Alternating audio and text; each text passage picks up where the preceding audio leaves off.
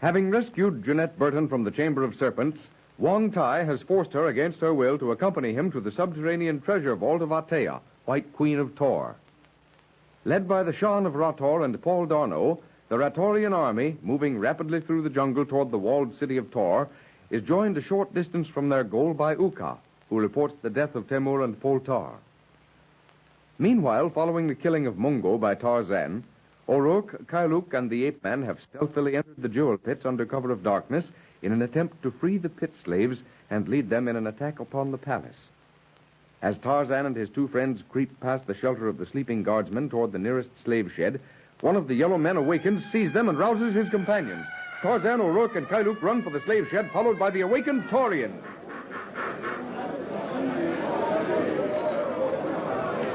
Hurry, O'Rourke! Get that key and release the slaves. Oh, sure, and I'm doing just that. We'll be with you in a minute. The guards, yelling fiendishly, rush toward Tarzan and Kailuk, brandishing their heavy swords. Kailuk, grasping the sword he has taken from the wall of the Taurian house, stands with his back to the wall of the slave shed, awaiting the charge. A grim, savage smile twists his yellow lips into a snarl of hate. A short distance from him, legs spread, feet gripping the rocky ground, stands Tarzan. In his hands, the ape-man grips the end of a 10-foot length of heavy chain, which he swings round his head in a great swift arc. Coolly, he watches the oncoming charge. Presently, as the guards come close, the great muscles of his arms and back swell into corded ridges of steel. He whirls the heavy chain once. Let's go! The impromptu weapon flashes through the air, whirling end for end, crashes into the leading guards, flattening several of them to the ground. Ah, get out there, ye yellow devils! Get out there and fight! His slaves, Tarzan! Before the remaining guardsmen can gather themselves for a second charge, Tarzan leaps forward. Quickly, he snatches up from the ground the swords dropped by the Taurians, knocked down by the whirling chain. Springing back beside Kailuk, he tosses the swords, all but one, behind him at the feet of the liberated slaves. Tell them to pick up those swords and follow us, Kailuk. Andaka Raturi, Andaka Turi, hi! Tukwa Labani! Take some of the slaves, Kailuk. Get between the guards and the gate. Don't let them open it. Give no quarter unless they join us. Aruk Tarzan! Hi! Atari, Awanga! Oh, begorry, Tarzan, my lad. Ye have them on the run now. The rest of the slaves. You haven't released them all. Oh, divil a bit. I got the one shed full out and stuck the key into the hands of one of the slaves. He's freeing the rest of them. I'm here to help you. Well, it's about all over. What's left of them have thrown down their arms. They'll be ready to come over to us. Sure, and it would be all over, just when I'm putting on me fighting clothes. Don't worry, my friend. There'll be enough fighting to suit even you. It is finished, Tarzan of the Apes. We are in control of the pits. Rather than lose their lives, the guards have joined us. What now, friend? The palace. Arm the slaves with whatever they can find. When we open those gates, we're going to meet plenty of opposition. Oh, sure. And the noise we made must have aroused the venerable ancestors of all these heathen devils. Let's go, Tarzan. We are ready, Tarzan of the Apes. Right. Open the gates. Come on, O'Rourke. Kailuk. Andaka Turi, Andaka, Tukwa Latari!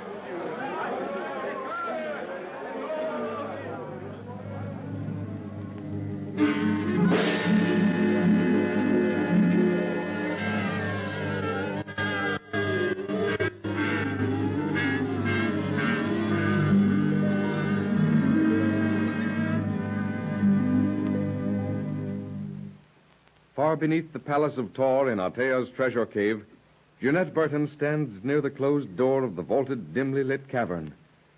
Fearfully, she watches Wong Tai as he moves, oblivious to all but the vast treasure surrounding him, among the heaps of gold ingots and open caskets of precious and semi-precious stones. The flickering yellow light from two torches throws eerie, mysteriously creeping shadows upon walls and floor, as the Chinese plunges avaricious hands first into one gleaming heap, then another. Jeanette, my dear, a treasure, a treasure. A treasure such as a genie of Aladdin himself could not have produced. Oh, hurry, Dr. Wong, hurry. Let's get out of this place. Give me the creeps. Presently. Look, these rubies. Like unfathomable blood-red eyes, glittering, inscrutable. Here, take them. They are yours. No, Dr. Wong. They're Atea's. I don't want them, and you should. Atea. A savage who has no idea of their value. Then I will take them, and whatever else I can.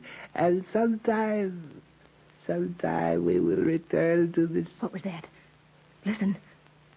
Nothing, my child. You are permitting your imagination to get the better of you. We are alone with the ransom of 100 kings at our feet. Oh, but what if we were to be caught in this place? Nonsense. Who is there to find us? Atea? The entire palace sleeps. But I'm sure that someone followed us through those dim corridors. I felt their presence. Atea thinks you dead, my dear. Killed by her pet executioner in the Chamber of Serpents. Come, select what you like, and we will return to my chamber. I have all I can carry. No, I don't want any of it. I only want to get away from here as quickly as possible. By the shadow of the great image, it is an evil play of fate that one must leave such treasure to yellow-skinned savages. Oh, I'd give it all 10 times over to be 1,000 miles from here. Well, the Pekin wall has but one gate, though many real roads lead to it. And once we are out of this city, it should not be impossible, with the assistance of our guiding ancestors, to find a road leading back to this treasure. Oh, how can you even think of returning? The chances are all against our even leaving Tohr alive. Oh, Atea's hatred of us all, excepting, well, Tarzan, perhaps. It's so deep, so savage. Assuredly, my dear. But our immediate need is less to describe Atea's hatred in terms of classical analogy than to find a means of baffling its venom. Well, which we certainly can't down here in this creepy dungeon. Very well, my dear. We will return to my chamber, where we may lay our problem before the spirits of our distinguished ancestors, and with a fitting request for their assistance. Come. Great heavens! Tanya and Atea! Okala Danka, Panaluk! Well, my Wang Tai, it seems that the missing key to the treasure cave has been found. Or perhaps it has never been lost. The acumen of the illustrious daughter of Tohr may be computed neither by rule nor by measure. Her perceptions are sharper than the sword of a Tai Ping. Is that all you have to say, my loyal Wang Tai? There are times, heaven-born, when the classical perfection of my venerable tongue is strangely inadequate to express emotion. And you, Janet Burton, how did you escape from the Chamber of Serpents? Wang Tai followed the guards. When they left, he opened the door. And where, Wang Tai, did you find the key to my treasure cave? He didn't find it, Atea. I did and gave it to him. At his suggestion, perhaps. My watchful Tanya saw you leave the quarters of Wang Tai together and followed you here. Well, so be it. You shall die together immediately in the Fires of Tohr.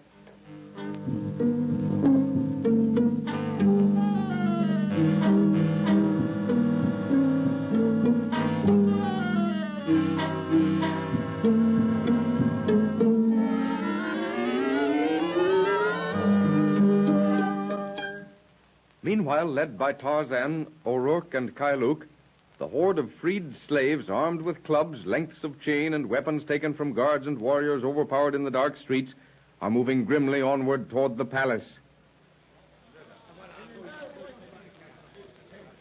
Faith, Tarzan, taking the palace will not be easy. Look, down there in the square. The yellow devils are gathering beneath the main entrance and stairway. Keep to the side streets till we reach the square. Then a quick rush on the palace. Once inside, we can hold it against the warriors. If only Ukar and the lieutenant were here with the Ratorians. Ah, well, it will be a fine brawl as it is. What of Atea, Tarzan of the Apes? What do you intend doing with her? We'll take her prisoner. Use her as a hostage for Jeanette. Faith, and why not hold the she-devil until we're all, slaves included, out of the city? A fine traveling companion she'd make. To capture the woman will be impossible, Tarzan. She can easily escape through any one of many secret passageways leading out of the palace. Well, we'll try anyway and hope for the best.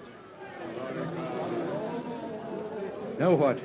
There's an awful lot of yelling and commotion going on up there on the walls beyond the palace. Keep the slaves from rushing the square, Kailuk, till we see what's going on. Antaluk!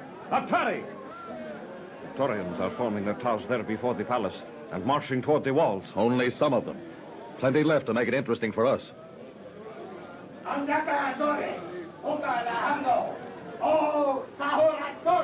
What is it, Kailuk? It is good news, friend. The Shan Rator and Uka have arrived. They are attacking at a distant part of the wall. Oh, begorry, the saints be praised. Now we'll give these yellow devils a surprise of their lives. We'll take them front and rear. Come on, Tarzan, my lad. Wait. If it's Darno and Uka, they're expecting us to open the gates for them. Why would they begin their attack at some other part of the wall? Perhaps a sham attack, Tarzan, to lead the Taurians away from the main gate? You're right. That would be Darno's tactics. Listen, Kailuk. You lead the slaves. Get as close to the gates as you can from the south side. Then hit the Taurians from the rear. Keep their attention from the gate if you can. And you, Tarzan? Don't worry about us. O'Rourke and I'll be there to open them. When you see the gates are open, make straight for the palace with your slaves. Don't let anything stop you. Understand? Tarzan. Hey, Atari! Tebani! How? All right, O'Rourke. Come on. We'll reach the gate from the other side.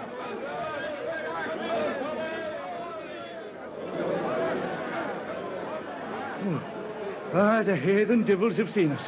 They're trying to head us off. Sure, and 'tis a fine job we've cut out for ourselves. It'll be a race. I'll take care of the gate. You go back with Kailuk. Just for that I'd take a fall out of yous myself. If I wasn't so sure you could lick me. Telling an O'Rourke to stay out of it indeed. Save your breath. Run. 'Tis a race you want, eh? I'm right with yous. And the devil take the hindmost. Look out for them swords.